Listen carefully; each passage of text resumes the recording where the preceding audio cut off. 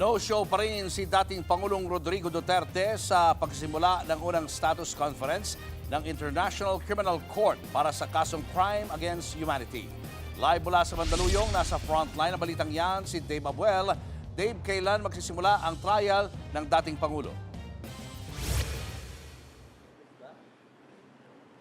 Julius, wala pang final date dyan pero isinusulong ng prosecution na simulan na ang trial ni dating Pangulong Rodrigo Duterte sa November 30. Pero para sa defense, dapat daw matapos muna ang evidence disclosure ng prosecution at kailangan matukoy muna ang fitness to stand in trial ni Duterte.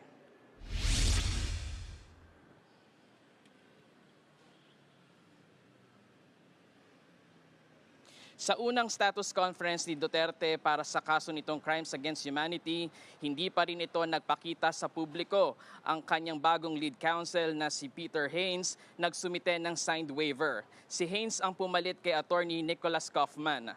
Present sa hearing ang prosecutors, defense lawyers, victims' counsels at ICC registry. Pinangungunahan ang conference ni na presiding judge Joanna Corner, Judge Kibong Peck, at Judge Nicolas Guiu.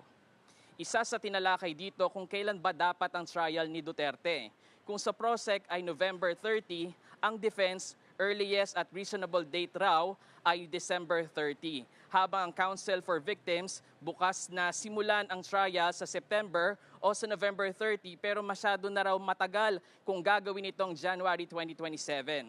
Samantala, inaasahan naman ng ICC Trial Chamber 3 na masusumite ang witness list at reports sa August 24. Ayon sa prosecution, plano nilang magsumite ng hanggang 70 na witnesses, kabilang ang 30 insider. Nakahanda rin daw ang halos 200 testimonya laban kay Duterte. Pero ayon kay ICC Judge Joanna Corner, masyadong marami yan lalo na kung paulit-ulit ang ilan. Ayon naman kay senior trial lawyer Julian Nichols, pabababain pa nila ang numero. Napag-usapan din kung anong wika ang gagamitin sa broadcast ng trial. Ayon kay Attorney Nichols, may mga witness na hindi sanay magsalita ng Ingles, habang ang dating Pangulo kailangan din daw ng interpreter.